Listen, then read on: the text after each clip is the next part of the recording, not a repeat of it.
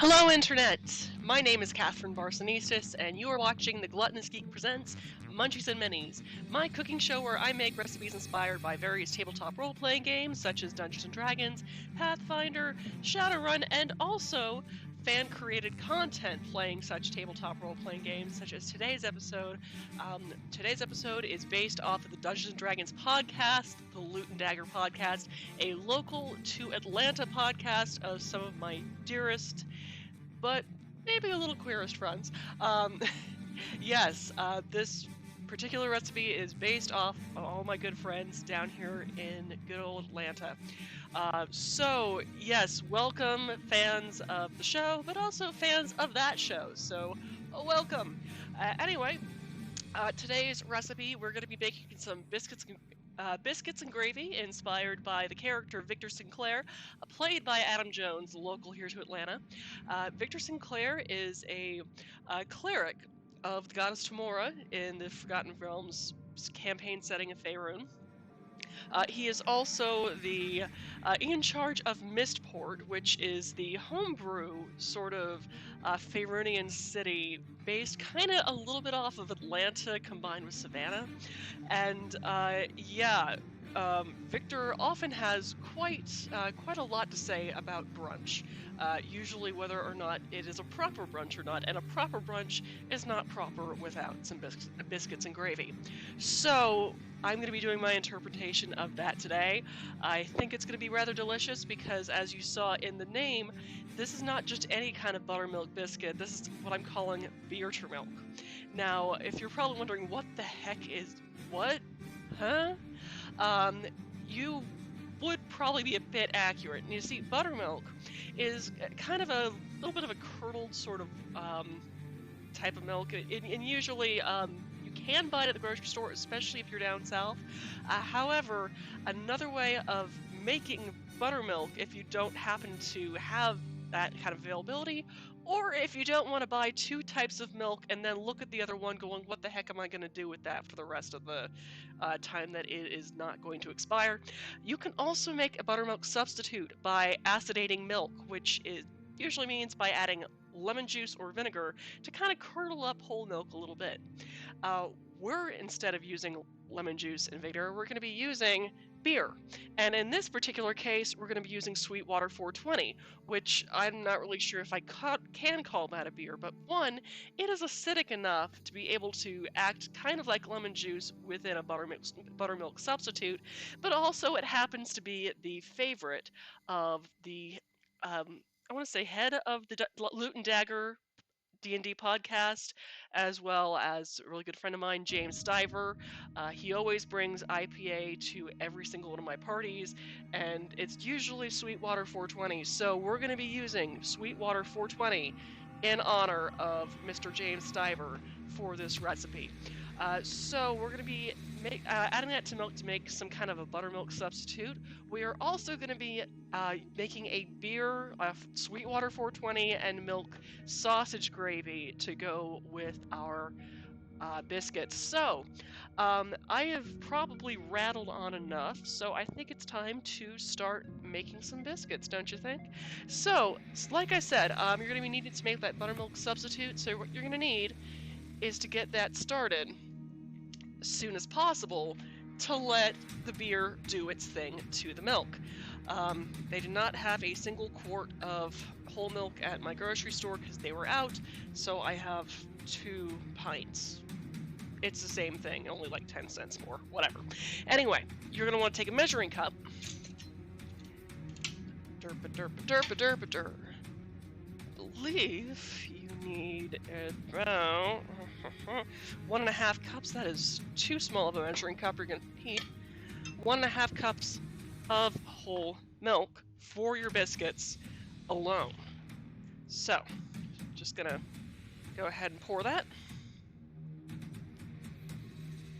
There we go. And once I find my beer opener, where did you go? My beer opener. Yes, that's now canon. You can find that on the Gluttonous Geek Munchies and Minis soundtrack. Where is my beer opener? With other great hits such as Derpa Derpa Derpa Derpa Dur. And what other great hits do we have? Oh yes. Oh where is my can opener? Oh where, oh crap. Yeah, you get the idea. Anyway, to this cup and a half of whole milk. Yes, 88 adult ADHD. It's a thing. Haha. Especially when it's undiagnosed. All right. So you need a tablespoon of that IPA. So we're just gonna add that in there. There you go. And we're gonna also add a little bit of lemon juice too, just to kind of bump up that acidity some, because IPA is around, it's kind of on the higher edge between 3 and 4 pH, while lemon juice is more around a 2, and you kind of need that just a little bit to bump it up a little bit more, make it a little more acidic. So we're going to do about a half a tablespoon of lemon juice to that, and give that a stir with a spoon or other clean stirring implement of your choice. In this particular case, it happens to be a spoon, but next time it might be a chopstick, who knows? I can just pick something like, I don't know, a can opener. Wait, no, why is that in my head? Don't stir with your can opener. That's how you ruin your can opener. Anyway, buttermilk substitute. So, that can go away, because we don't need it anymore. Alrighty. And I realized I should have done that secondly, because you need cold butter for biscuits. The colder, the better. So we're going to be using the freezer to do that. But since we also need a clean, rather cold surface to bake our biscuits on, I am hoping that's not large enough. Well, maybe. It might be large enough. No, it's not large enough. Let's go with this guy right here. Big old baking sheet. We're going to be making about a dozen biscuits, about roughly about 3 inches each. So metal baking sheet, or just oven safe. Then I am gonna find where the heck my parchment paper ran off to. Here it is.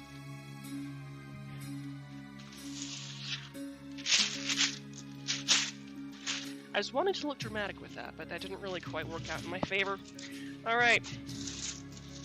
It's probably a wee bit too large, but that's okay. We'll make it work. Aha! And a bowl. And lined. Then you're gonna need about 9 tablespoons of unsalted butter, which I'm gonna grab out of the fridge right now. Which, in American standards of measurement, as far as how butter is sold, that's salted butter, not unsalted. Here we are. Unsalted butter. That usually equals about a stick and a tablespoon worth of butter. So, I'm gonna show you my new toy. Isn't that pretty? I picked this up from the Renaissance Festival this past weekend. The pirate ship was selling the forged knives of, Red Dog Forge? Which, by the way, Red Dog Forge does have an Etsy shop. And they handed me this brisket knife, and I fell in love. It's, granted, yes, the shape looks a little silly, but it's very similar to one of my favorite chef's knives. My chef's knife, global chef's knife, which, while this is significantly lighter, while this is stainless steel and this is carbon steel, and I spent probably way too much money than I should have, it's still a pretty toy, isn't it? And got some lacewood on the handle, and it just feels great in my hands. So, what you're going to need to do is you got 8 tablespoons, 9. I am just going to first unwrap that sucker. then, just gonna cut that into tablespoons as best I possibly can. I mean, it's kind of crazy. I now have a new toy to play with as far as knives are concerned, and I only have to really cut like 2 things for this recipe, and one is butter and the other is mushrooms. So right now I'm just showing off my toy because I wanted to show off my toy. So there we go. Cutting it into tablespoons, trying to handle it as little as possible because we want this to be as cold as possible. And next I'm just going to cut that in half, cut that in half, and then just plop that in a single layer on my baking sheet. So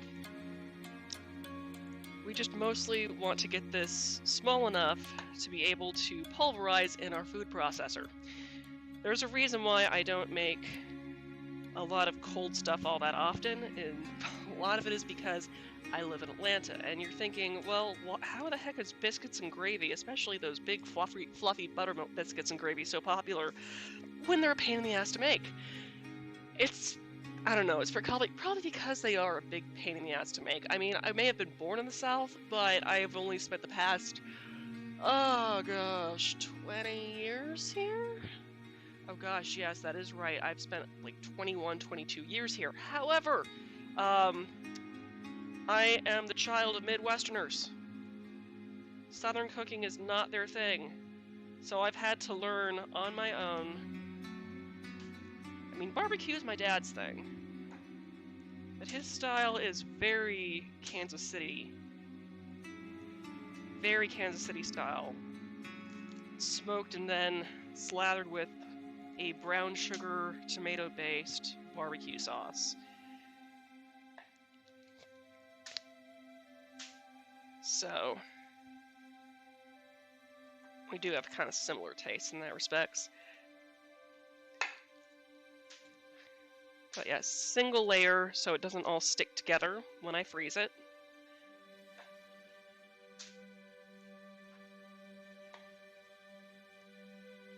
There we go. How long do these things have to bake? Just need to triple check that. Okay, yeah, it's good that I am doing all my prep as soon as I freeze my butter, because once I get those biscuits in the oven, it's kind of a fast process with the gravy itself. So, there we go.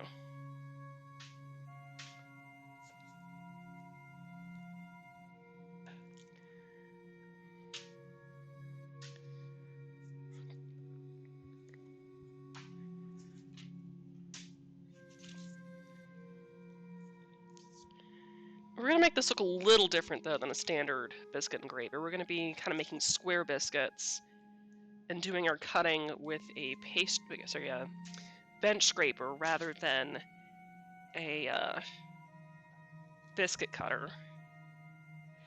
And part of that is to kind of prevent you from doing the whole twist when you cut biscuits out, which seals off the edges and kind of turns them into hockey pucks. I've learned this the hard way on multiple occasions. I'm going, maybe I'm just using the wrong ingredients. No, it's the twist. It's the cut and twist. What will work for your sugar cookies will not work for your biscuits, apparently. So, just need one more tablespoon of that. Okay. Just gonna cut that from there. And I'm also gonna need butter later on for the gravy. So while I have it out, I'm just gonna go ahead and cut that, but first let's get this on my parchment paper and into the freezer. So, there we go. 9 tablespoons of unsalted butter, and I'm just gonna stick that in my freezer, providing I have room for it. Do I have room for it? I will make room for it. Haha! I have done the thing. I shall go down in history as the person who put a cookie sheet in the freezer. Cheers to that. Okay, right, so for my gravy, I'm believe I only need about, 2 tablespoons of unsalted butter. Just gonna go ahead and cut that. Have that ready to go when I'm ready to use it, which is not yet. So I'm just gonna stick all of this back in the fridge until I need it. Which is good, because now I'm going to take the time to cut up some mushrooms. Now, do you need mushrooms in your biscuits and gravy? It's not traditional, not in the slightest. However, one, I like mushrooms, and two, we first hear about Victor Sinclair's love for biscuits and gravy and brunch, especially biscuits and gravy, during season 2? Yes, season 2 of the Loot and Dagger podcast. And it is when they are in the Underdark. They happen to find an inn. And after basically conjuring gruel for the past couple of weeks, Victor wants some real food. So he raids the kitchen of this underground inn and just takes over the whole thing. He just basically hands a sack of gold to the innkeeper and goes, actually, no, it's a hotel. It's actually kind of a fancy hotel, come to think of it. Hey, Chiptune Brony, it's good to see you. Made a new playlist. Excellent. But yeah, as I was saying, they end up in this kind of fancy hotel, as fancy as D&D gets, in the Underdark. He hands a sack of gold to the hotelier or the chef and goes, kitchen, now, and just sets about making a multi-course brunch for his entire party as well as the kitchen staff, and then teaches these Underdark folks how to make biscuits and gravy.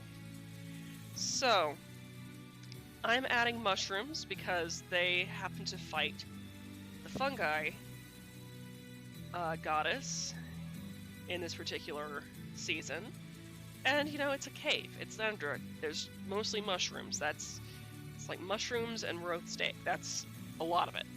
So, yes, mushrooms. So, I don't normally wash my mushrooms. And why? It's because mushrooms kind of act like little savory sponges, and it's actually a bad thing for them to start out with too much moisture. So, especially before cooking them, that's how you get that kind of slimy texture that you get with a lot of mushrooms. So, what I do to clean them off is I take a paper towel and then just kind of lightly brush the dirt off as much as I possibly can. I mean, granted, do I usually take this step? No, and the reason why I do that, or rather don't do that, is because I'm lazy and I don't care. However, if you want to serve this to people other than, you and the other household members of yours that don't care, this is a good trick of being able to get all of that dirt off there without adding any extra moisture to your mushrooms. But yeah, hey Chiptune Brony, it's been a good long time since I've seen you on the stream. It's good to see you back. It's good to see a familiar face. And so you made a new playlist, and I assume that's for one of the recipes that you did pictures of in the... Yeah, Chiptune Brony, by the way, if you're on my Twitch channel right now, is an excellent cook, and as the name implies, chiptune songwriter. So, yeah, they are on Twitch under the same, I think screen name, not necessarily Twitter handle, but I believe they have a link to their YouTube channel with all of their chiptune music, and that's really, really good. I was playing some, actually, I want to say about a month or two ago when I was doing some photo editing on the channel. It's the nice thing about anything I don't then export to YouTube, I don't get content violations on if it's not through Pretzel. Because yes, that happens. Even from people I know that would be cool with it. But, meh. I don't have a huge issue with that. Let's just grab a bowl for my mushrooms. Mushroom.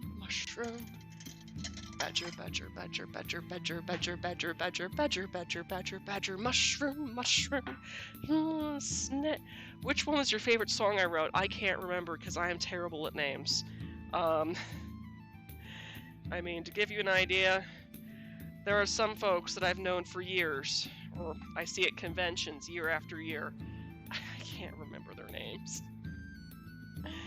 A lot of times I'll also be in the same, I'll be in the same social group, hanging out and talking to them, or just waiting for someone else to say that person's name, and then I'll say that name to them on the next thing I'm intending to say to them, to kind of reinforce it in my head what their actual name is. Oh wow. Hey Strike, thanks for the subscribe for 9 months. Holy crap. 9 months, it has been a minute.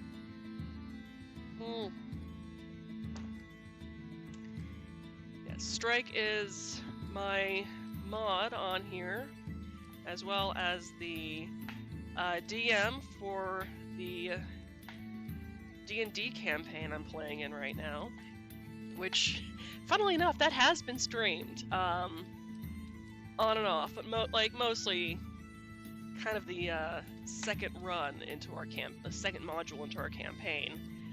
And it was kind of hilarious last night's game, because my party happened upon an entire room full of mimics. We were fighting a cafeteria.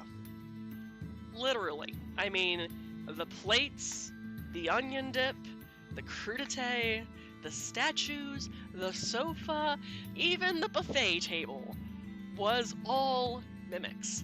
And, yeah, with fun one-liners, such as the statue, "You belong in a museum!" Or, "It's time to smash the patriarchy!" Or, "I am the slap chop of doom!" Yes, it was that kind of game. Though surprisingly not as raunchy as we tend to get. But I believe you can watch the episodes. I'm not sure if Trieste has highlighted the episodes, but you should be able to find on her Twitch channel, Blaze of Gloriosa. And that should be our Thursday. Good way to find the games is a lot of our game sessions have been named after the Himbros, our two male characters, a barbarian dwarf and a half-orc paladin. And they're totally they're himbos, but they're best friends, so they're himbros. It is quite fantastic. But yeah, that's been my game last night. Goodness. I also found something exciting. What exciting thing did you find, Chiptune Brony? Can you guess what it is? Let's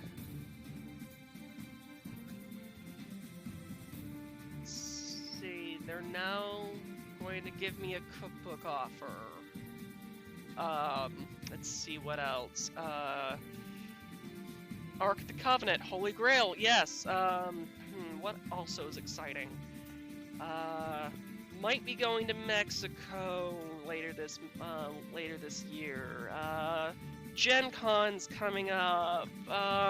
There's so many things. Limited time cooked octopus at Trader Joe's. Oh my god. I love octopus. Especially when I don't actually have to cook it. I can just chop it up and toss it in things. Okay, I'm going to Trader Joe's. I mean, for no other reason, just to make up some octopus ceviche or tacos for myself. Yeah, octopus tacos or ceviche is amazing. And you're gonna have a barbecue tomorrow, that's awesome. Yeah, goodness, we're gonna be hanging out with some friends for one of their birthdays tomorrow evening. And I got a crap ton of cooking, this month is gonna be so carb-tastic. So barbecue, So you've got... Are you going to be making like an octopus salad or something? Octopus dumplings. Oh my gosh, that sounds excellent. I love me some takoyaki, but I mean, even better if kind of wrapped up in some wonton wrappers and fried. That would be excellent. Okay, there's all... Oh, wait, and there's one more. Look at that, isn't that so pretty? All... And the crazy thing about this amount of mushrooms... Oh, takoyaki. Yeah, Goodness. I will admit, I'm always kind of scared to start doing, like, trying to readapt recipes from, like, a lot of traditional Asian cuisine, because part of it is that I can only get a certain type of thing, especially things I've rarely heard of in certain places, and then it's like, okay, I find a recipe on how to do this, but how do I really make it mine and then still keep the spirit of what the recipe actually is? And, I mean, some takoyaki, especially inspired by, what's it called, Animal Crossing, could be good. Though recently, goodness, well, actually this afternoon, found out about this kids book series. I think it's like Featherfall or something, or Featherwind, or Windfeather, something like that. Children's book series from, I want to say, the early 2000s that I'd never heard of until today, and apparently there's a kind of angel investing site right now set up for it to make it into an animated TV series. There's a proof of concept video on YouTube. It looks actually pretty good, and some of the food, I mean, they only mention the cheesy chowder with butter bread, and apparently they have a recipe for it somewhere in their book guide, but I kind of want to read the first book of the series and see if there's anything else I can do, especially since I've already got a soup for my Patreon subscribers this month. It's a zoop, kind of a Hungarian mushroom stew that I then kind of made into a puree based off of the Lovecraftian kind of sea captain horror game called Sunless Sea. And I also had another big carb thing that I'm going to be cooking up Sunday afternoon based off of the video game The Lion Song, which if you like kind of short sort of adventure games, it takes place in kind of turn of the century, well, turn of the 20th, like beginning of the 20th century Vienna, from the point of view of 4 different artists or creative types, one of which is a mathematician. And it kind of shows the whole anxieties and pitfalls of being an artist, but also the how to find oneself through one's art and connecting it to other people. And the first episode is from the point of view of a composer who's having a really hard time finishing her composition, and her music professor keeps putting all of this pressure on her, so he sends her up to the mountains to finish her composition. And as she's trying to write and getting absolutely nothing, the phone rings, and it's a man not in Vienna but in Bohemia, like around the Czech Republic, an innkeeper who is testing his phone out because he wants to call his niece in Vienna, but wants to see if the whole thing works at first. But he makes the best dumplings in Bohemia, so I'm going to be making those kind of Czech sort of Bohemian bread dumplings with a kind of goulash paprika sauce, like onion-based sauce, which is based off a Viennese beef goulash. Though I'm leaving out the beef just because I want it to be a little bit more focused on the dumplings themselves rather than the meat that goes with it. That, and I want more side dishes, more things that can just have to be entrees. So I'm going to be doing that instead, cooking that up on Sunday. It'll be going up on the blog at some point. And for those who've been watching the blog, I've got the fried ice cream based off of my best friend's exorcism posting up this upcoming week. So that stay tuned for that. Alright, I've cut my mushrooms. I've made my milk into beerter milk. And that means I need to get my dry mix together. So, oh right, I was gonna put oregano in this. Let's get my oregano. Oregano! Somewhere in here. Is that oregano? That's parsley. Oh, it is hard to tell the dark leafy ones. Here we are. Oregano. Especially if they're in a jar and they all kind of look similar after a certain point. So, we're going to be switching, and I'm kind of kicking myself for not doing this earlier. We're going to be switching to... good save. My food processor for a very messy experience. And I say that because I have accidentally broken the tabs, most of the tabs off the side of my food processor lid. It still works, but I don't have quite the seal that I would normally have if they were intact. So, we're going to be using our food processor to mix up our biscuit dough, especially so it doesn't really add too much of my body heat to the mix when trying to cut it. You want to keep this as cold as possible, like I said earlier, and it really kind of helps get the texture right and get it all nice and flaky, especially to kind of create those layers when it's baking. So let's get this going and switch over my stove can to my food processor and hope that it stays in place, which we'll see what happens. I still need to replace or permanently fix the swivel point on my webcam here, which it broke last week. We might have a little bit of shift as we go along. Anyway, you're going to need about 3 cups of all-purpose flour. So I'm just going to 1, 2, and 3. And I've got a little bit extra there, which I'm just gonna keep on the side for when I need to flour. Keep a floured surface.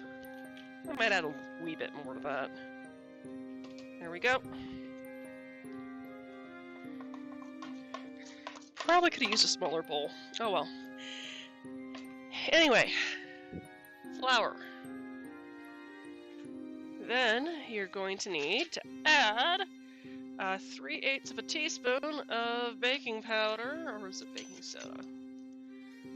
That's a 1/4 teaspoon.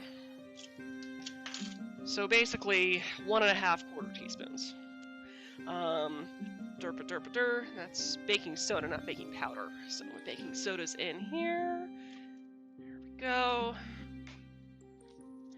So 1.5.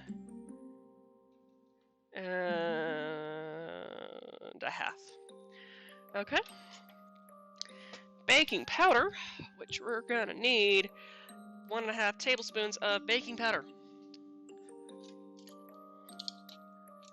1/2 tablespoon baking powder.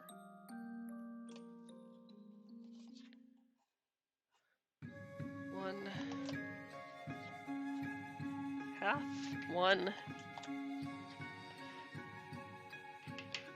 1.5. Bam.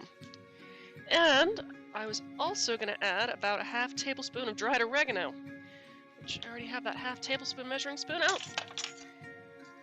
I'm just going to fling the cap all over the place, like I do. Dried oregano.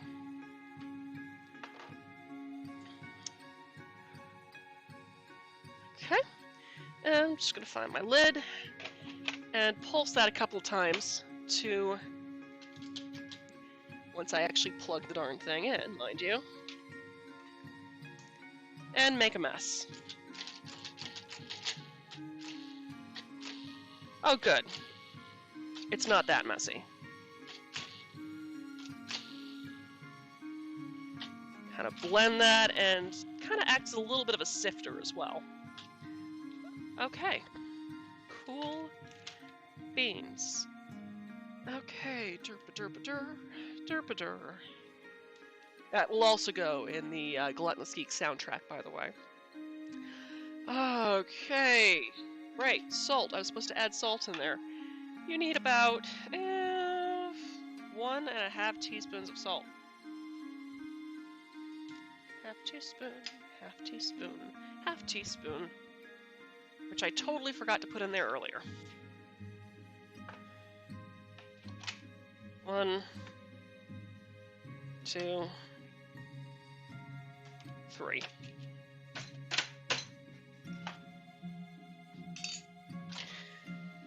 There we go.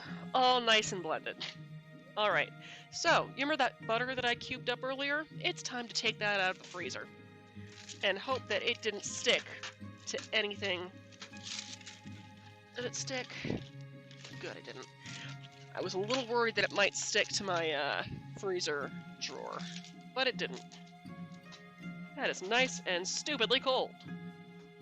So, just gonna pop that off and toss the butter in and kind of disperse it as best you can so it doesn't stick to each other.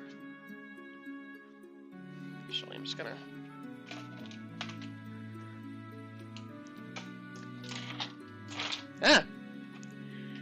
see what I mean about making a mess? I think it's because that butter is frozen.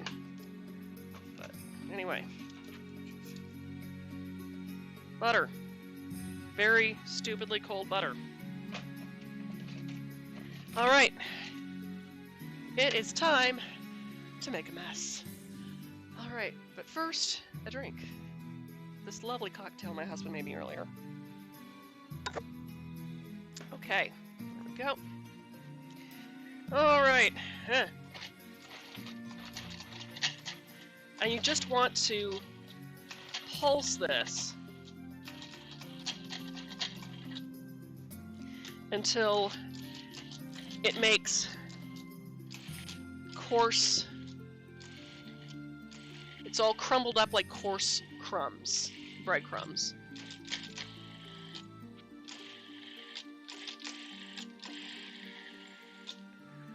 That is looking pretty good. Bam. And that means we can move back to our prep cam.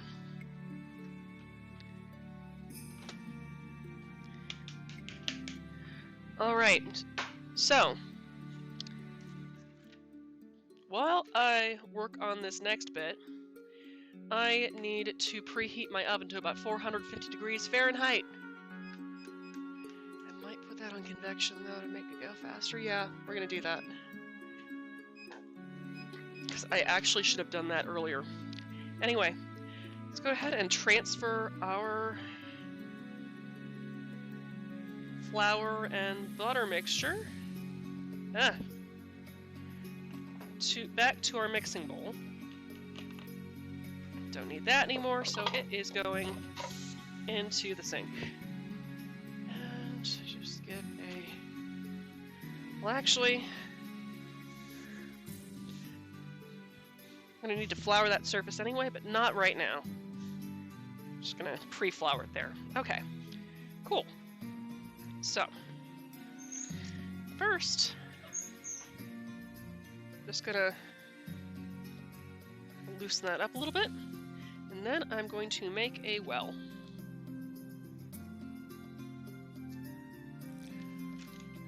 Let me see if that's all I need. Is it? And I'm realizing I also forgot to add another thing to my measuring cup, but that's okay. That is perfectly okay because it's not all that terribly important that I add it so early. So we're going to be adding about a tablespoon and a half of honey to our milk. And for now, I'm just going to put my baking sheet back in my freezer So it is wickedly cold for when I actually bake this, because the colder the better.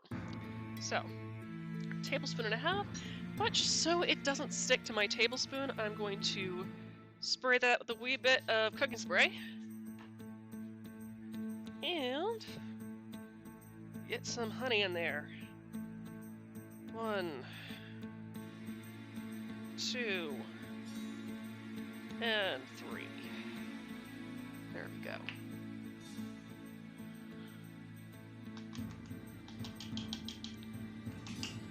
Cool. Don't need you anymore, so you're going in sink. Alright, just gonna give that a stir to blend that as best possible. Might be sticking a little bit. Probably should have stirred this in earlier, so it wasn't just gonna collect, but that's fine. Alright, so we've got our well and our flour and butter mix. So, I'm just going to or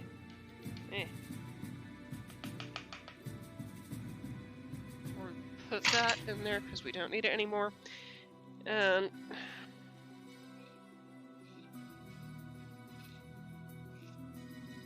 do this whole bit. Pour while stirring with a fork.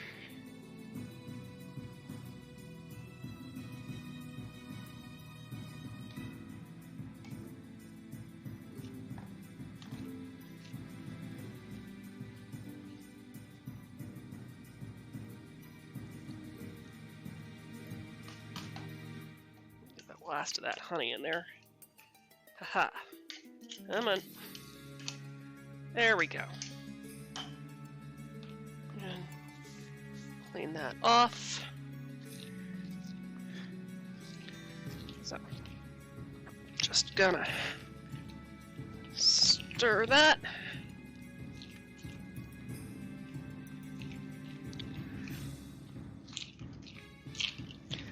I'm just gonna add a touch more flour. Bring it together a wee bit more. So that's the thing about cooking and baking. Your ingredients do tend to kind of vary on you somewhat, so it's kind of learning how to eyeball that.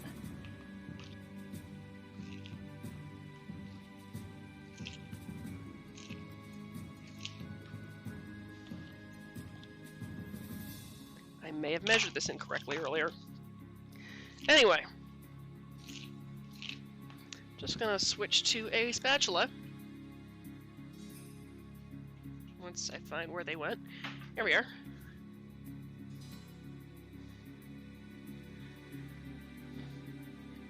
And there we go.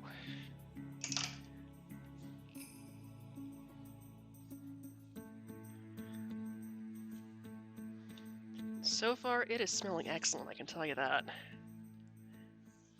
All right. So.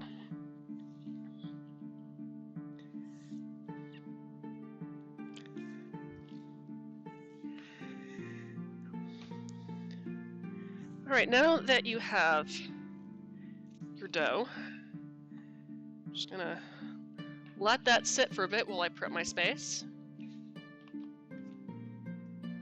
Yeah. I'm gonna try to make this a little easier on myself. Which, when I say that, yeah, I know it's likely to not actually be so. And take a dish towel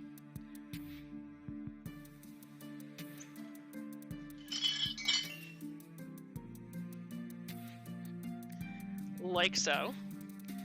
Put that on my workspace. So it means easier cleanup. I said easier, not easy. So, and that's also good and not quite non-stick, so I'm just gonna take one of these guys here, little non-stick thingy here. Now that's not moving anywhere, supposedly. Not quite. All right. Maybe? Well, that's not moving anywhere. And now...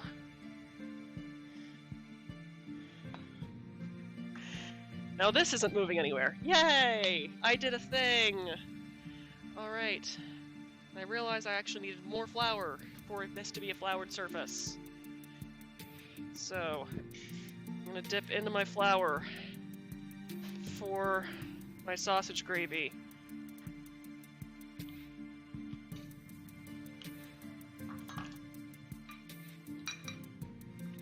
And then just tell my husband to fetch me more.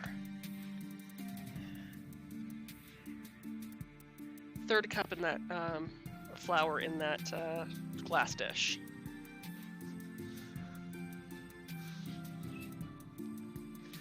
Okay. So, floured surface and a dish towel to catch most of the mess. Not all of it, but most. Okay. Did I overdo it? Maybe. Possibly. It's very likely. So, just gonna turn this out onto the thing.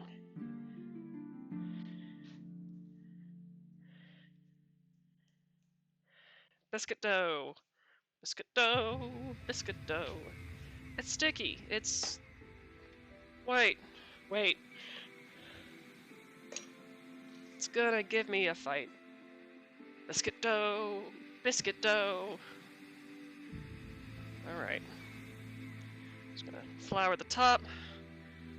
It's all sticky. Okay, so now I'm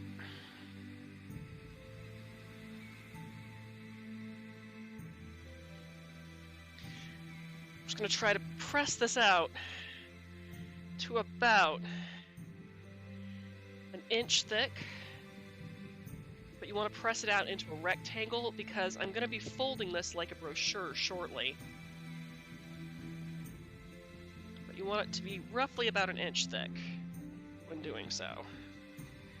So you're looking at probably at least 8 inches long, at most probably 11. So it's either the width or length of a standard sheet of printer paper.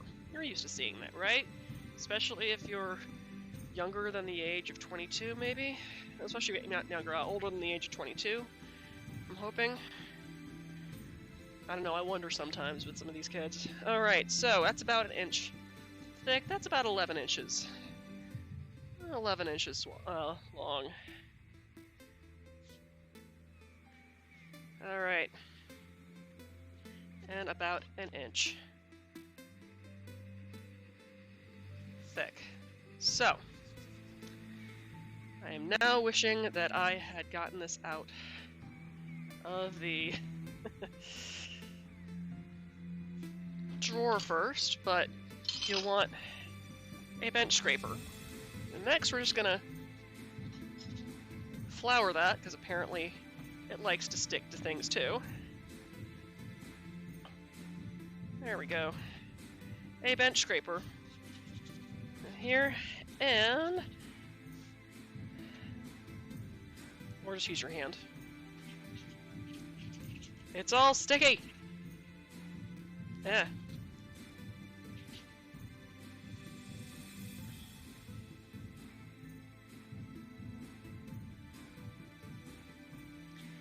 And then the other side. There we go. That's what this is for, right?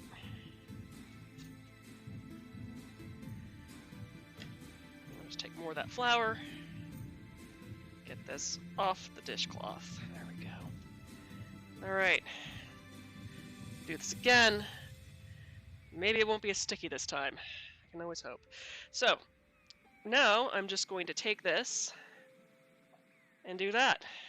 Just rotate the whole thing. And then, that was a bad idea. Ideally, your dough isn't so sticky that you can actually press it out to 1 inch wide rectangle, inch thick rectangle, but this will do. So, just gonna fold one,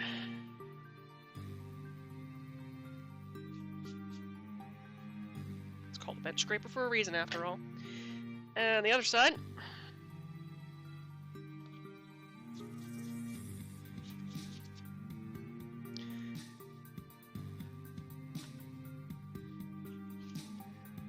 Turn it again.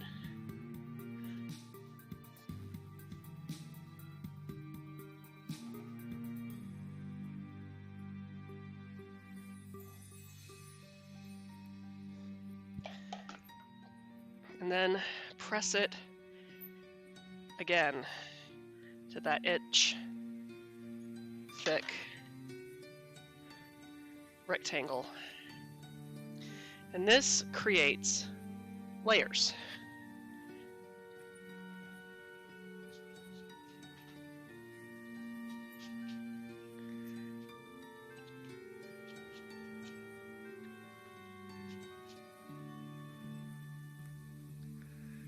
Okay, and let's see, I'm just gonna move that, all these dough bits off my hands, so I can then grab things.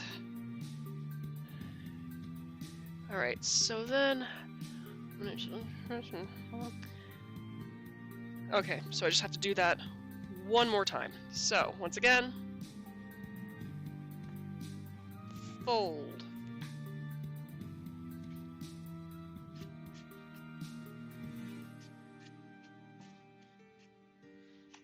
And once again, fold. Like envelope or brochure or something. I'm definitely gonna need more flour. Okay.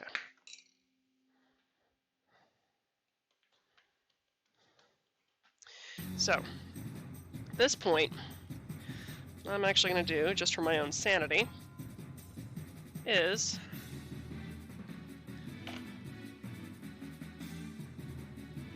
flour that a wee bit more. Flour my surface a wee bit more.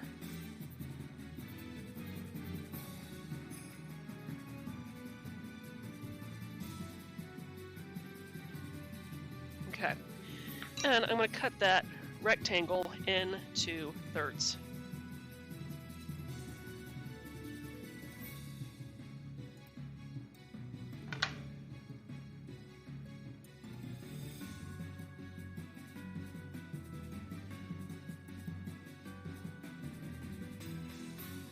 Try to scrape that off as best as I can.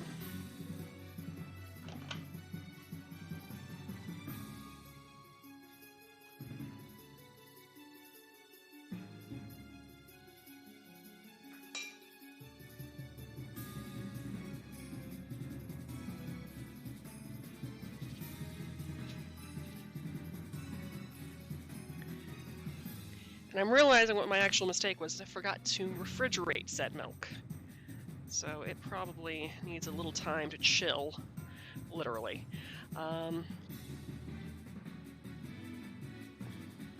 Just gonna push that away, put that over here.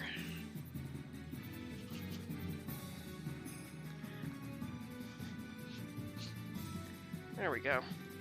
And then I'm going to press this to about a 6-inch square, provided that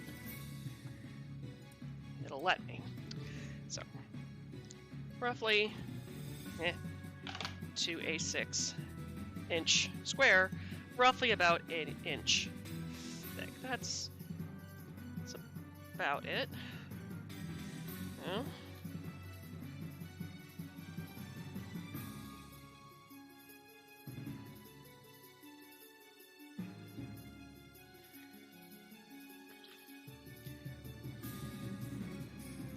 I don't trust myself.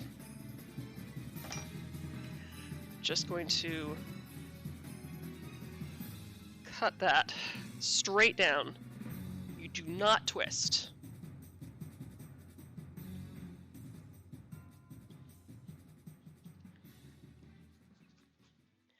And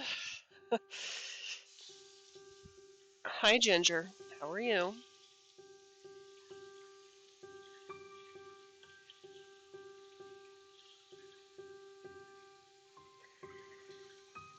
and realize I probably should have done this on parchment paper or wax paper or something. But we'll make this work, I promise. Okay.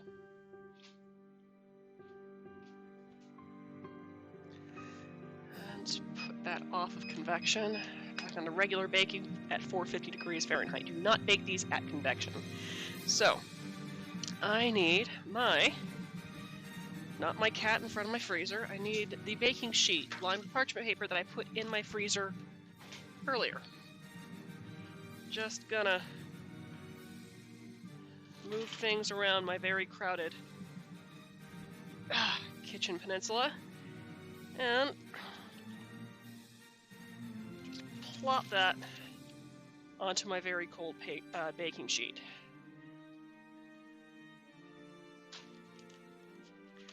Is it pretty? Oh, damn. Let's hope that doesn't mess with the seal. It probably will. We shall see in but a moment.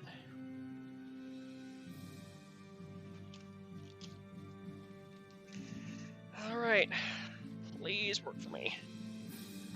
All right.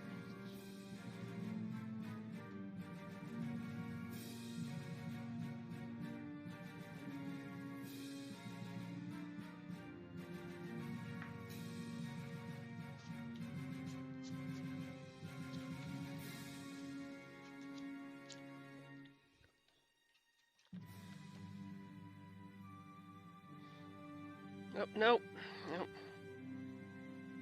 Repress that. We do not want that to seal. Resist the urge to twist. Please lift up. Haha! I've almost done it. Almost done it. Okay.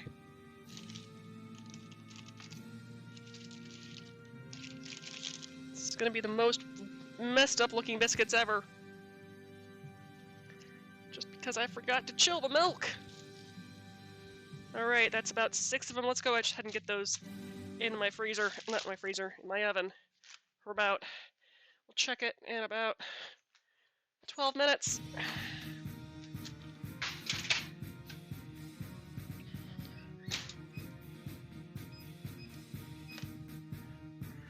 In the meantime, trying not to get biscuit dough on myself, but I'm failing.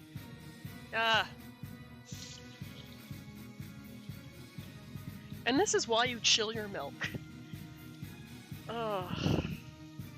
Room temperature buttermilk makes your dough all sticky. I learned this the hard way. Learn from my mistakes. Please. Right. So, let's get a baking sheet. And line it with some parchment paper.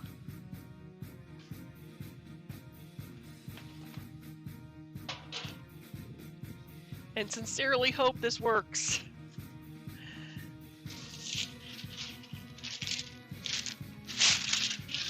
There we go.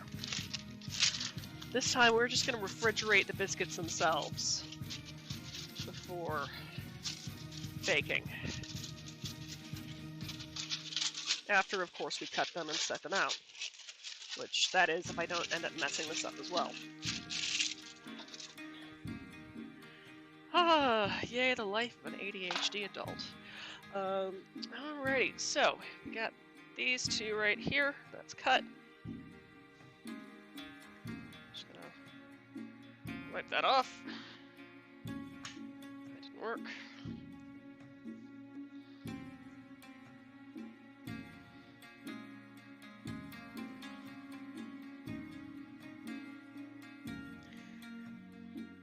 In theory it should, but, you know, sometimes it doesn't.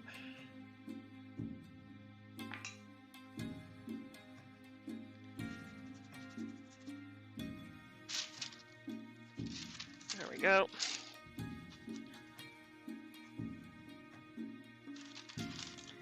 Here's hoping that this is not that much of an atrocious mess, but come on, it is.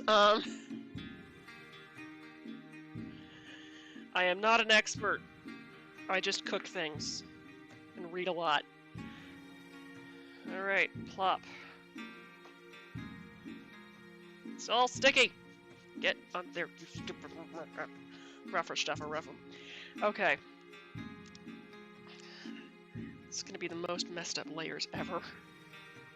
Okay, there we go. Let's push that out.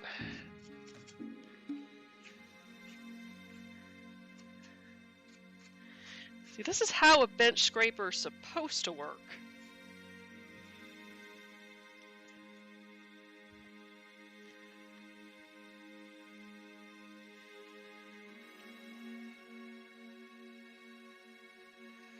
So roughly about 6 inches.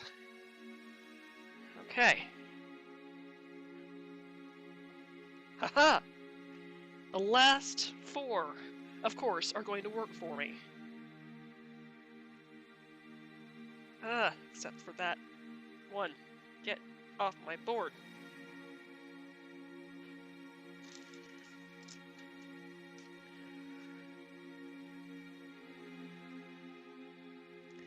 I thought by not doing a biscuit cutter this would be easier. I was wrong. Okay. Okay. Off my board. Off my board. Get off my board. Most messed up biscuits ever. Okay. Come on. Haha! Almost. Almost. Begin to work. Aha! Yes! We have done it! And now we're going to chill you. And hope that that works. Yeah. Let's get this off my hands first.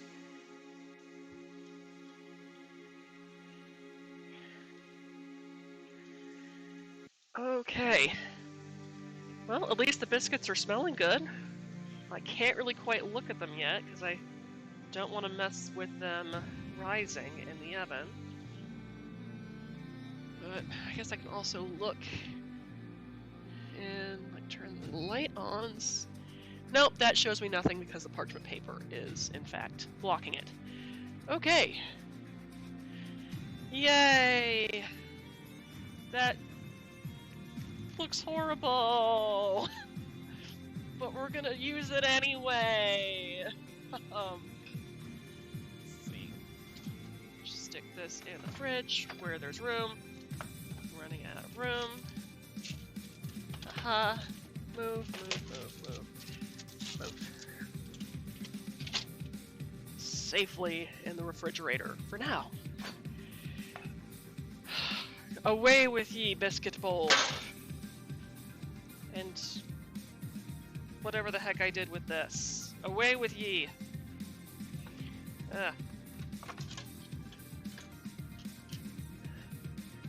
Get gone from mine sight, ye even flour-covered mess.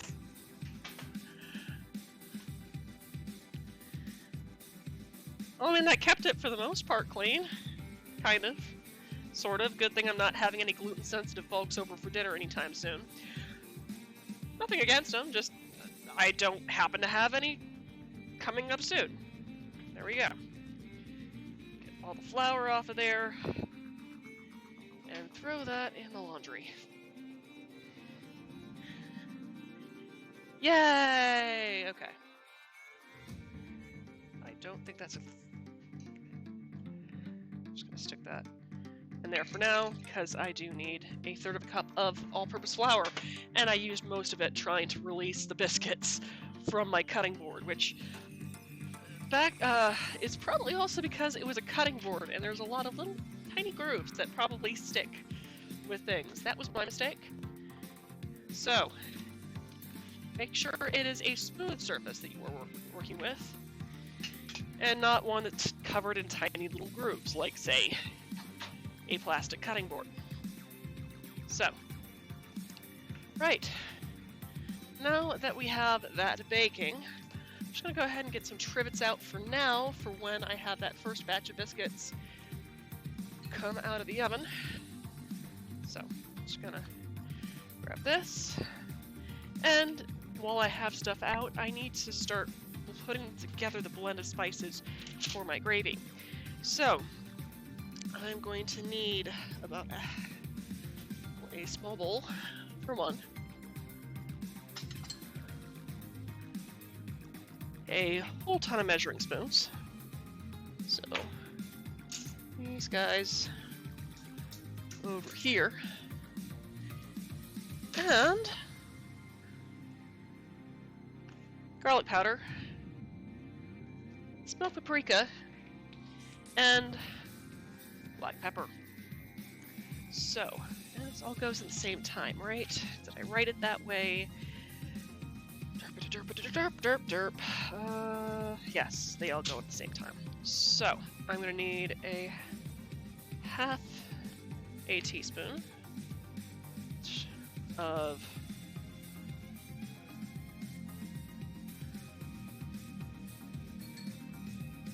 garlic powder, a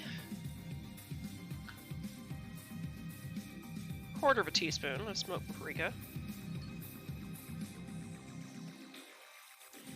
and a whole teaspoon of black pepper.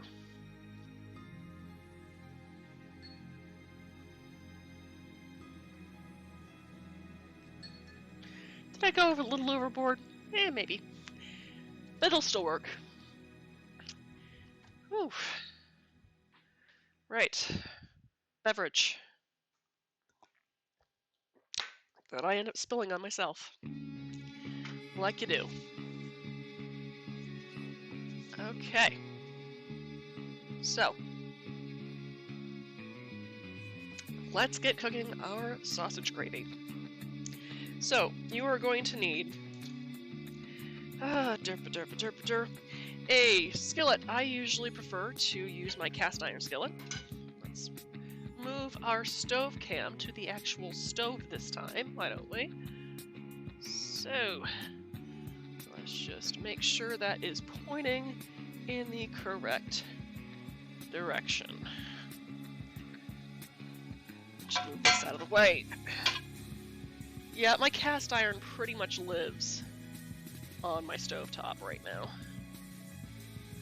Okay, please tilt far enough for me. I guess that's good enough. Okay, so I want to get the fan on and put the heat on to about medium, and I'm going to set a timer for about 3 minutes to preheat my skillet. Usually want to cook with a hot pan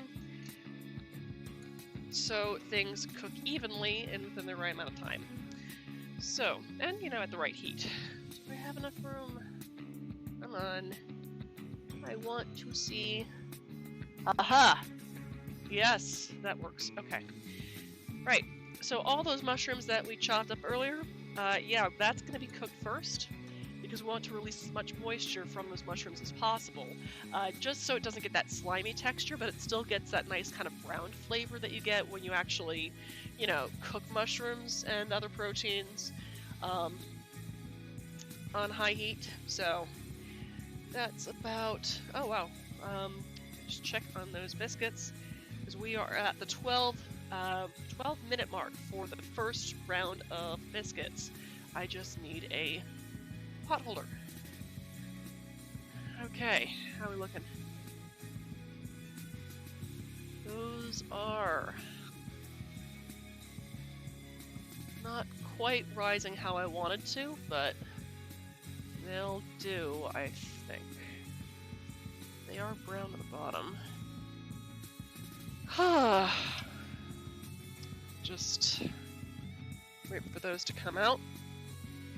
And we're still about 1.5 minutes left on our thing. So I'm just gonna move all the mushrooms here so I have room to put my biscuits over here. Don't need you. Let's see, do I have the other things I need?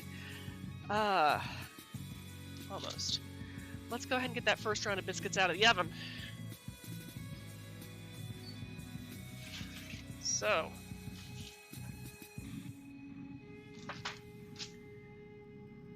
well, they look pretty. Some rose up a little bit more than the others, but that's probably just how I cut them. But it looks like I did get a good rise on that. So let's go ahead and get that other batch of biscuits in the oven and hope that by chilling it some, that it's going to work a little bit better. I can always hope. So, just stick those in there. And set a timer for about 12 minutes. Okay, and my skillet is hot. So let's move back to our stove cam and get those mushrooms that I cut earlier into the pan. And I'm just gonna take a ooh, pardon me. Where's my slotted spoon? Ah, here it is. Okay. So I'm just gonna put that on a single layer.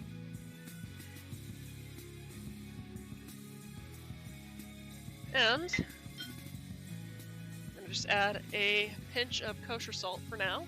And wait, as I do a wee bit of mixing and measuring. So, I'm just gonna rinse out my measuring cup. As it's still good. It's only had dough and stuff in it. I mean, we're still gonna have starch and everything go in the gravy, so that shouldn't be an issue. And what I need, and I will be adding as I go. What do I need first? I need, I will need the beer first, and then the milk. So the beer, I'm gonna need about a cup of IPA.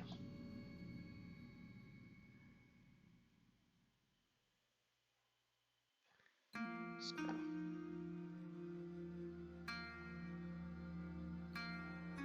pour that.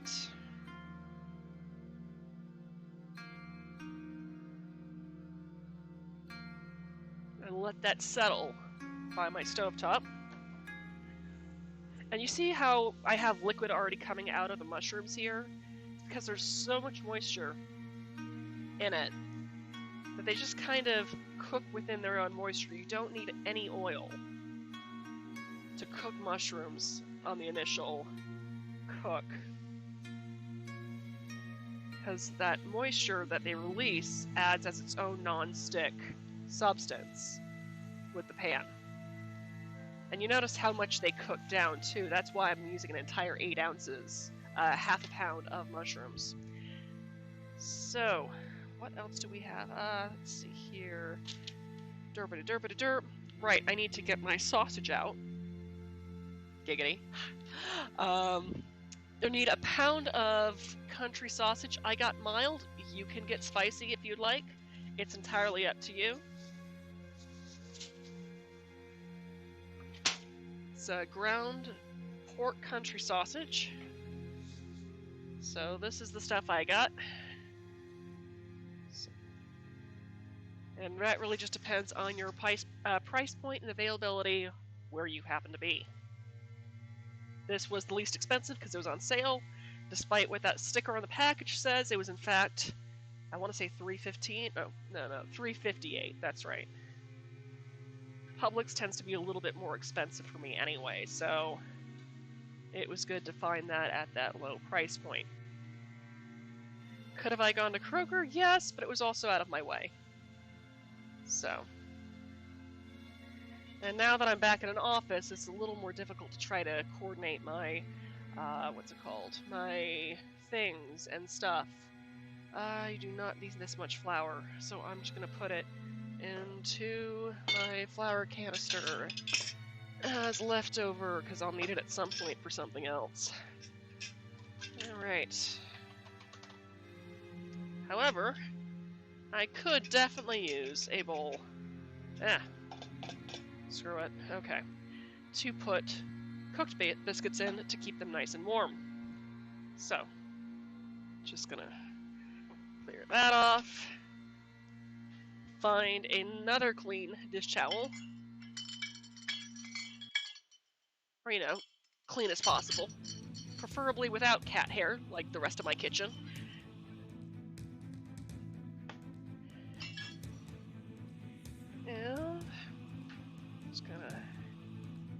that in there. Oh, it does actually feel kind of light though. Just, it's a weird shape. So, put that in there to keep it warm. Because this is in fact our dinner tonight. Alright.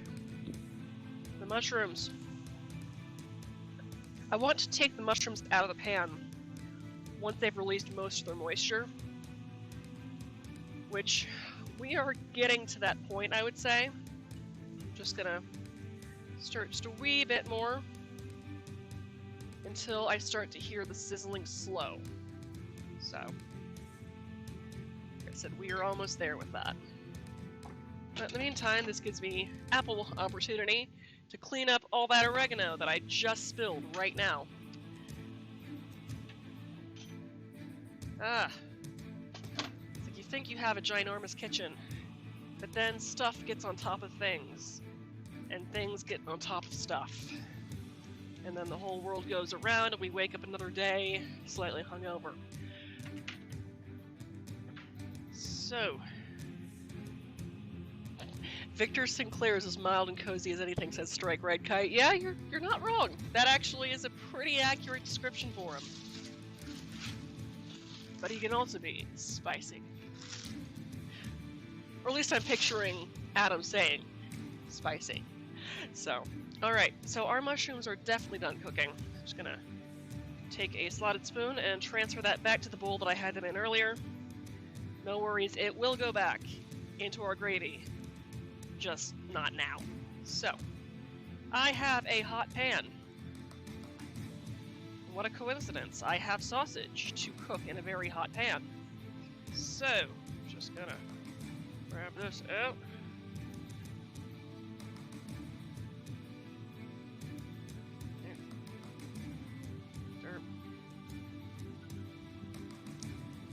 This over here for now. And I need to then, oh boy, add the sausage to the pan. I'm just going to lower the heat just a little bit because I do have a gas stove top, and that tends to run a little bit hotter than, say, a, what's it called? Electric stove top. So, just gonna, doesn't that look lovely? And you notice I'm still not adding oil because sausage has so much fat, it's gonna, once again, it's gonna cook in its own fat and moisture. So, right now I'm just trying to get all of this out of the package so I can start breaking it up and cooking it a wee bit more thoroughly. And the nice crumbles that you normally get with sausage gravy. Gah, get out of there, dang it.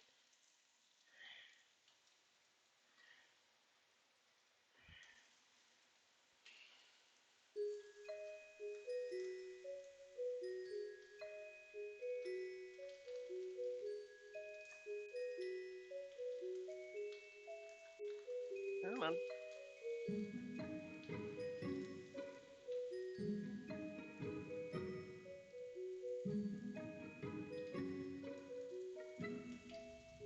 Yes, I know. Nothing more appetizing than watching a tube of meat get squeezed into a hot pan.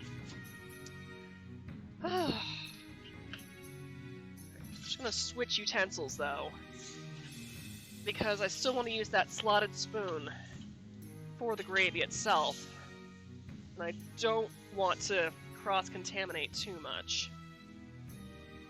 So...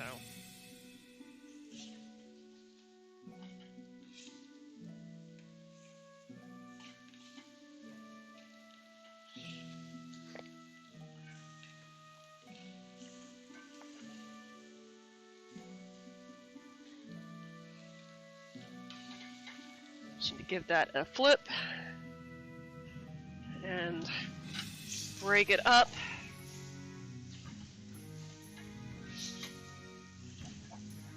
Now, admittedly, what I like to do is just, like, not even bother with the tube and get the packages of stuff, so I can then cut it into cubes, add it in cubes, and then cook it in those chunks, break it down slightly as I'm cooking. This, however, doesn't allow me to do that all that well. So,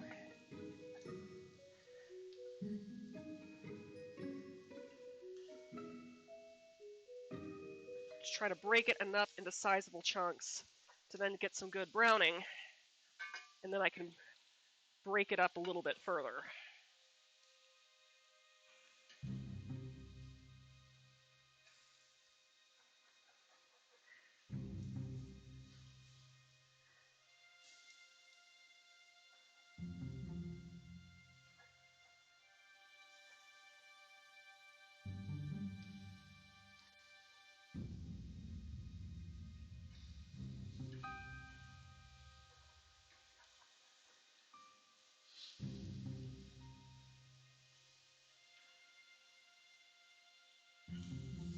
There we go. Whew. It's a wee bit warm in my kitchen. This is why you never see a clean cook in a southern kitchen. As one, it's hot as hell. And two, it's humid as a rainforest. So, all right. And three, we're kind of raunchy. So,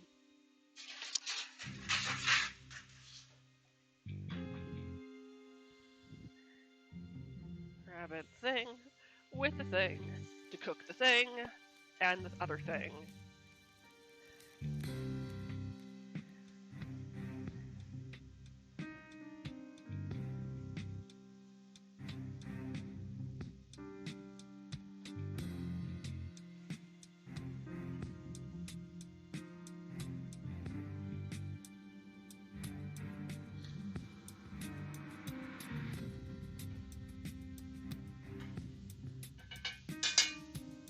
Alrighty.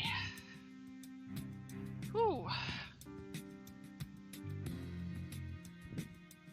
That doesn't go there. That goes here. And you go over here.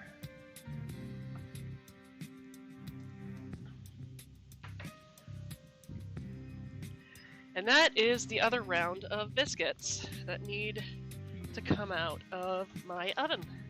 So we're just going to quickly switch to my prep cam.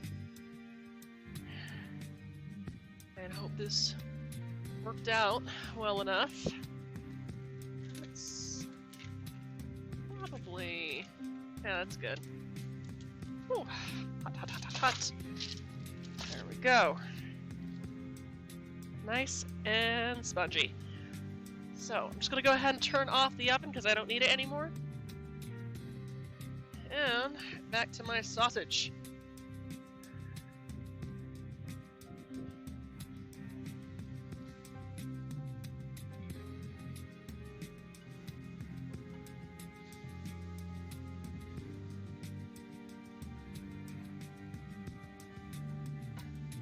Now I'm just going to add a splash of beer from the bottle I already have open to kind of help to glaze that pan a little bit.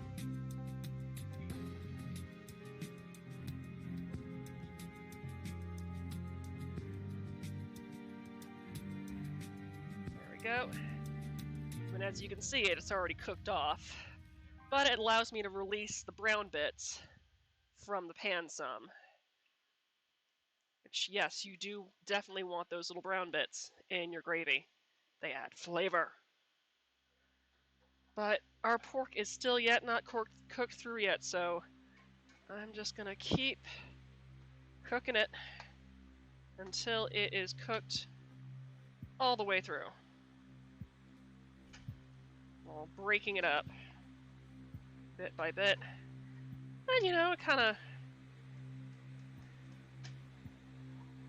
flavors the meat some to have it simmering in the beer like that. I mean, granted, it's going to do that anyway. But this also gives me a chance to get stuff put together and cleaned out a little bit. So I have less work to do once it's actually time to serve this. Right. Ooh. Okay, so the biscuits didn't rise nearly as much as I thought they would, but they still have a good texture to them. Very spongy. You can feel the layers. And as for the ones that have cooled some, oh yeah, that still got good texture to it. So, looks like it did kind of seal off the edge just a wee bit when I cut them. So noted for next time.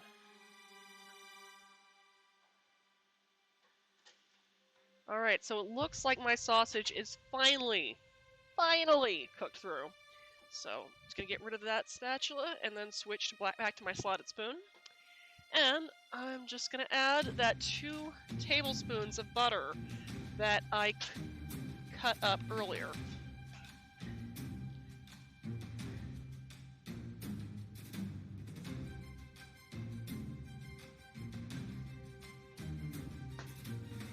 Stir that all in until it melts.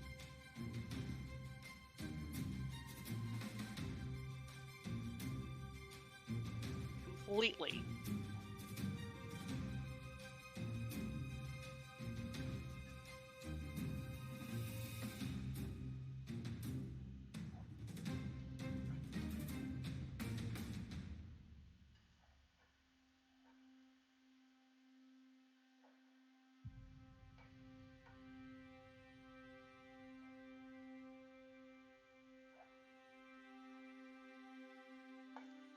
All right. Almost there.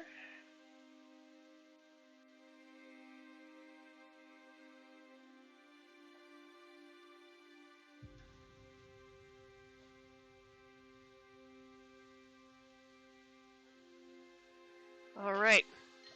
So that's for the most part melted. Now it's time to add that 3rd cup of flour that I kept running out of. So, there we go. Stir that early.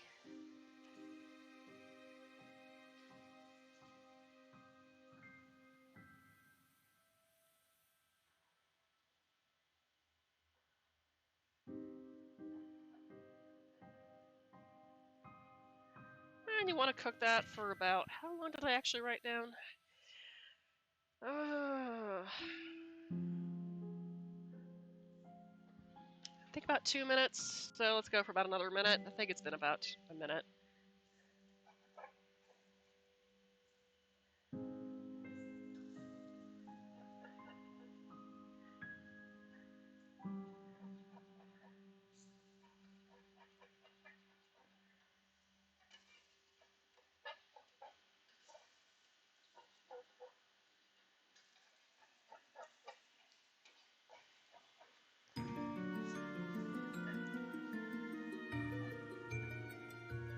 You know what, we're just going to go ahead and deglaze with the beer.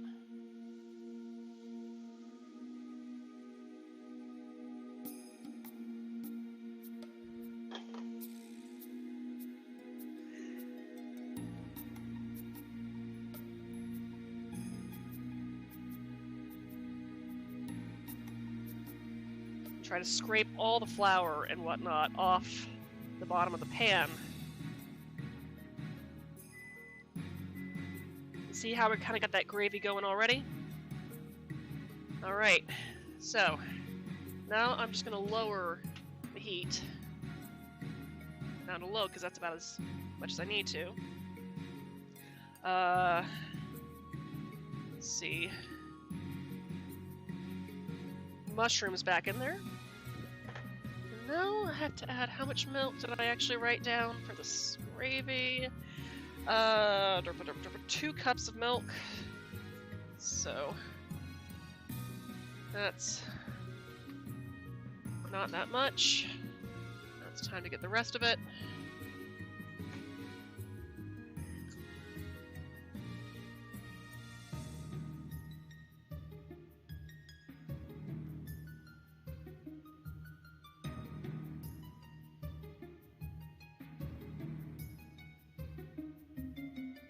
My milk.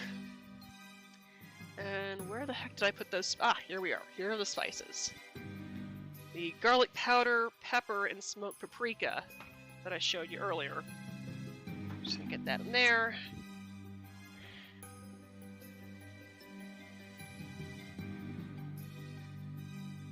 Stir that carefully to incorporate.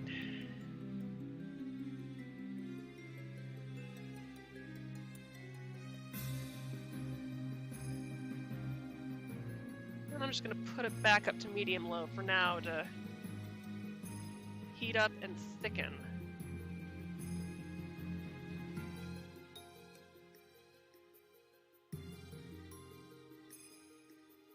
I'm also going to add a pinch of kosher salt.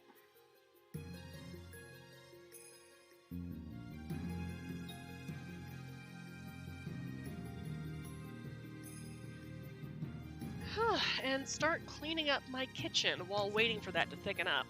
You're going to want to simmer that for... I didn't actually write it. Basically until it's thickened, which it is obviously not right now. So we're just waiting for it to get to that point. We did just add cold milk to our pan, so it's going to have to heat up a wee bit. But that's okay. Once it does, it's going to thicken up rather nicely, I think, into a decadent, creamy beer gravy.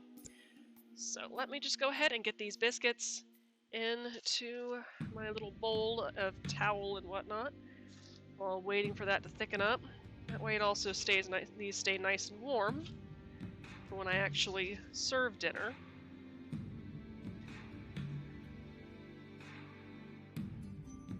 Cover that up. I mean, granted, feel free to brush these biscuits with melted butter once you're done baking them, but considering that I'm making a gigantic pot of gravy, I don't really think it's necessary. But, you know, that's entirely up to your preference. So. Just gonna bump up the heat a little bit on that. Smells excellent, though.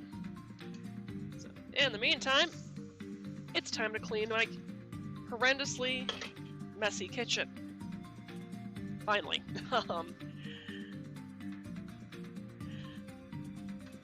Whew. My horrendously messy and warm kitchen. So... that's the biggest thing about cooking, so you actually are able to enjoy your meal. Clean as you go. Ooh. I wonder if I like this any better now that I'm older.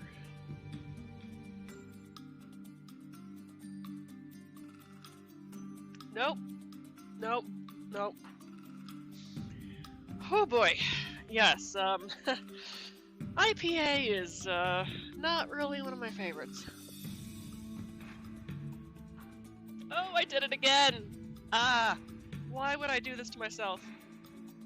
Though I discovered, if you're not a huge fan like IPAs, like I'm obviously not, if that's the only thing to drink, you ever see those, like, little water flavor, things, like you just add to your water? I found black cherry goes quite well with Sweetwater 420. Just be careful how much you add and how quickly, because otherwise it'll start foaming up on you. Oh, that is much better. That is so much better. So now, I have cherry IPA. Alright. Oh, yep, that is definitely simmering on me. So I just need to tone down the heat on that. Keep it from boiling over, or scalding, or sticking on me. Look at that. Isn't that lovely?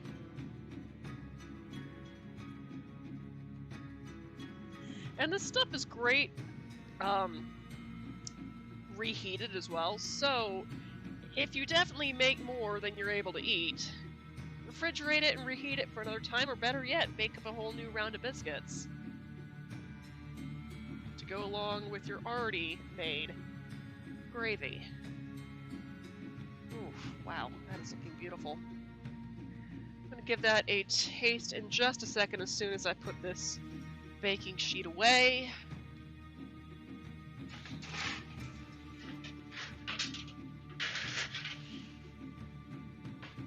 See if that needs any salt or anything. So, good way of being able to taste your food without messing up too many of your spoons. Get a little bowl. Add a little bit to your bowl. Drink directly from said bowl. Yep, that needs salt, and a lot of it.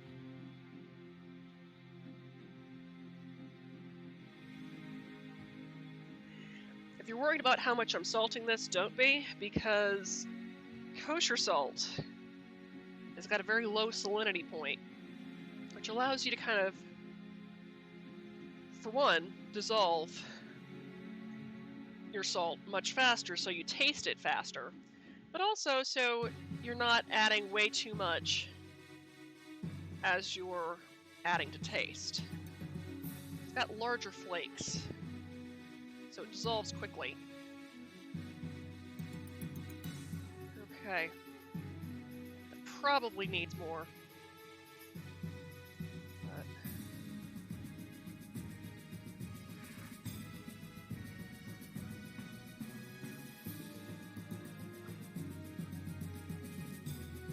okay, that needs a touch more.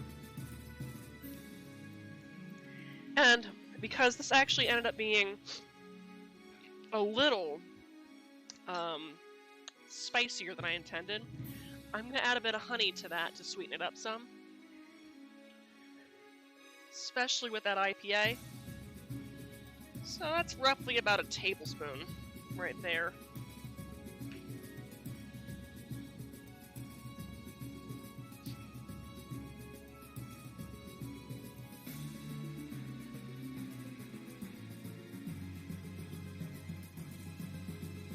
Or, you know, you can always add brown sugar, too. That'd be pretty tasty.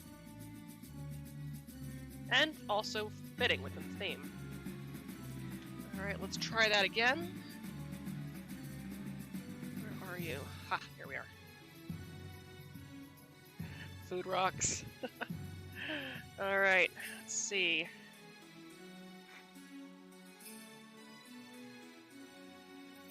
Yes.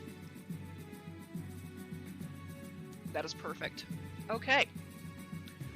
Well, since it's almost dinner, let's go ahead and get plating. So, I'm just gonna turn the heat off there. Turn off my exhaust fan. And move all of this so we can get some plating done so Carter and I can have some dinner finally. So, where are you? My Beautimus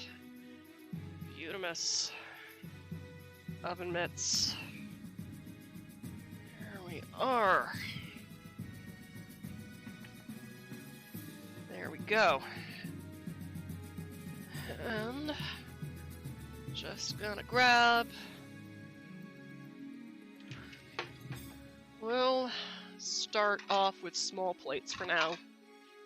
So that's the thing about biscuits and gravy. They are stupidly rich. Grab my serrated knife, wherever the heck it went. Ah, here we are. And I'm gonna grab some of the less attractive biscuits. Those are too pretty looking, so I need to have some for my photos. Let's start out with one and then see how we feel after one. That's a little small for dinner. Let's go with you.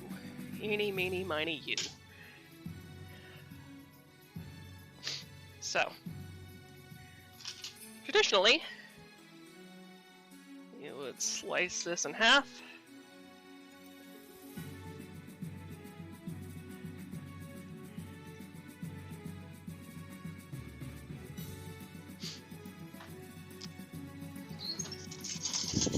And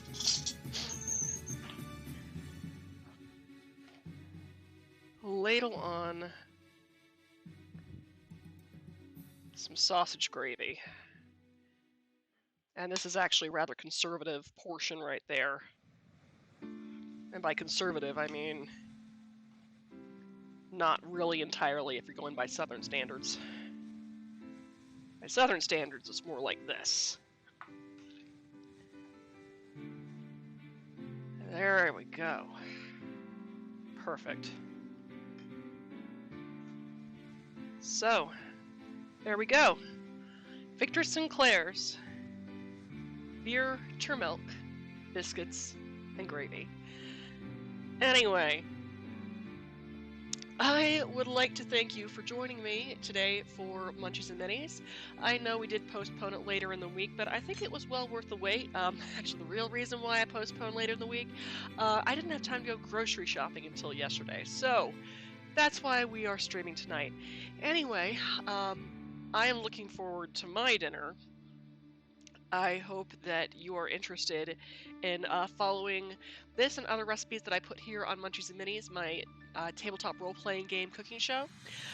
My name is Catherine Barson Eastis. The blog I run is The Gluttonous Geek, a nerdy food blog exploring the bridge between food and fiction, and kind of just, eat your stories. So stay tuned. I will be streaming again this upcoming Wednesday, and yes, I promise it'll be Wednesday. I'll be making a black bean and bacon welcome soup inspired by the Stargath House from Volo's Guide to Baldur's Gate 2. I believe it's either that or Volo's Guide to Waterdeep. I have to take a better look at my notes. And I will not be streaming the following Wednesday after that. Well, strike that. I actually will be. Stay tuned Wednesday night, June 2nd, 7 p.m. Eastern, because I will be having my first sponsorship here on Munchies and Minis. I will be joined by Ben Coffey, from the sales rep from Viking Alchemist Meadery here in Georgia. We will be sampling the various meads that, yes, you can actually order from Viking Alchemist, located in Marietta, Georgia. And we'll also be making a mead poached apple wrapped in puff pastry. I'm calling them Edun's apples, made with their pear and almond mead. So look forward to that. We'll also be presenting a promo code to get a small percentage off of your purchase from Viking Alchemist Meadery. So stay tuned. Wednesday, June 2nd, 7 p.m. Eastern. And we'll try out some meads and make some poached mead poached apples of the gods. So stay tuned for that. I'm looking very much forward to it. Hope to see you there. And yeah, beyond that, I think that's all we have to cover tonight. As I wait for my biscuits and gravy to cool down enough to eat. Thank you very much for joining me. My name is Catherine Barson Eastis. You've been watching The Gluttonous Geek Presents Munchies and Minis. And as always, stay safe, stay sane, stay you. Have a great night.